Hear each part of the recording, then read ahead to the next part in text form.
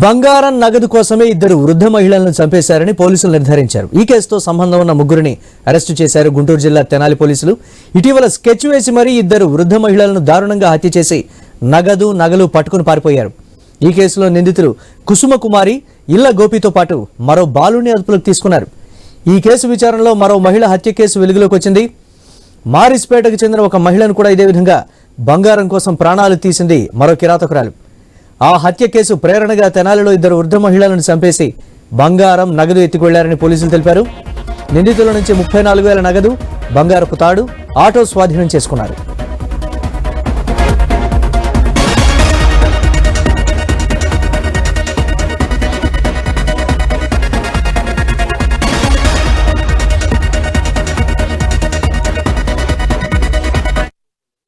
ఇల్లోనగా ఇంట్లో ఇద్దరు ఉంటారు. విజయపురాళ్ళు హత్యగావింపబడ్డారనే దాని మీద మేము తెనాలి పోలీసులకు వచ్చిన కంప్లైంట్ మేరకు దర్యాప్తు చేయడం జరిగింది.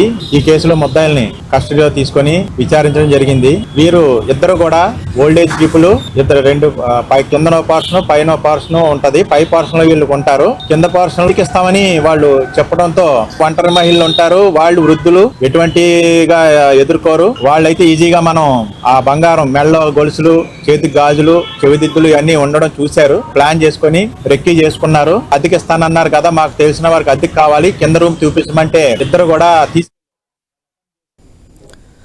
బంగారం నగదు కోసం ఇద్దరు వృద్ధ మహిళలను చంపేశారని పోలీసులు నిర్ధారించారు. ఈ కేసుతో సంబంధం ఉన్న ముగ్గురిని అరెస్టు చేశారు గుంటూరు జిల్లా తెనాలి పోలీసులు. ఇటీవల స్కెచ్ వేసి మరీ ఇద్దరు వృద్ధ మహిళలను దారుణంగా హత్య చేసి నగలు పట్టుకుని పారిపోయారు.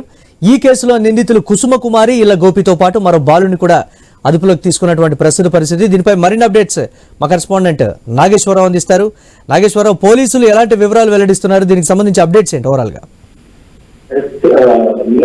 గుంటూరు జిల్లా తెనాలి సంచలనం అంటే చంపా హత్యల కేసు సంబంధించి అయితే దీన్ని పోలీసులు అయితే ఛేదించారు. అయితే ముఖ్యంగా 8 ఒంటరిగా ఉంటున్న ఉత్తర మహిళ రాజేశ్వరి అంజమ్మ అయితే అత్యంత దారుణంగా హత్య చేసి కేసులో కీలక సూత్రంగా మారేసి మారిస్పేటకి చెందిన ఇన్సూరెన్స్ ఏజెంట్ కుసుమ కుమార్గా అయితే పోలీసులు నిర్ధారించారు. అయితే ఆటో డ్రైవర్ గోపి మరో మైనర్ బాలుడితో కలిసి పక్కా ప్రణాళికతోనే ఆమె ఈ ఘాతకానికి పాల్పడినట్లు పోలీసులు అయితే నిర్ధారణ చేశారు. అయితే 3 టౌన్ పోలీస్ స్టేషన్ లో దీనికి సంబంధించి ఈ రోజు ఉదయం నిర్వహించిన మీడియా సమావేశంలో అయితే డిఎస్పీ దీనికి సంబంధించిన వివరాలు అయితే వెల్లడించారు. అయితే మొత్తంగా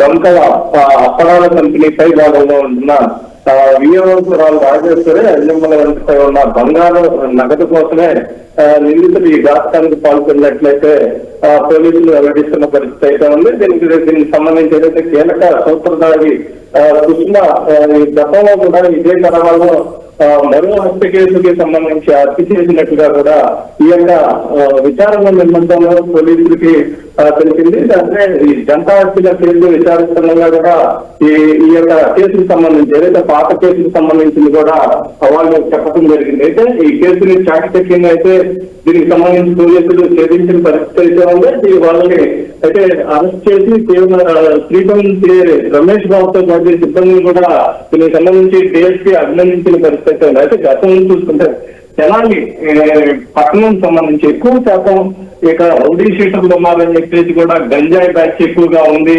దీనికి సంబంధించి ఏదైతే ఈ యొక్క తెనాల్లో చాలా వరకు ఇప్పుడు కూటమి ప్రభుత్వం వచ్చినాక కంట్రోల్ చేసిన నేపథ్యం ఉంది. అలాంటిది గతంలో చూస్తుంటే రౌడీ షీటర్లు కూడా విచ్చలవిడిగా గంజాయి సేవించి దారుణాలకు పాల్పడిన పరిస్థితి ఉంది. మొన్న పోలీసులు వారికి యొక్క కొందరికి రౌడీ షీటర్లకు సంబంధించిన కొందరికి ట్రీట్మెంట్ ఇచ్చిన పరిస్థితి నేపథ్యంలో కూడా చాలా వరకు తగ్గిన పరిస్థితి అయితే ఉంది. అలాంటిది ఇప్పుడు ఒక మహిళ ఈ యొక్క ఏదైతే నగలకు సంబంధించి వాటిపై మోసతో ఆమె యొక్క దారుణానికి పాల్పడినట్టుగా కూడా పోలీసులు వెల్లడించిన పరిస్థితి ఉంది. Right, thanks for updates Nageswararao.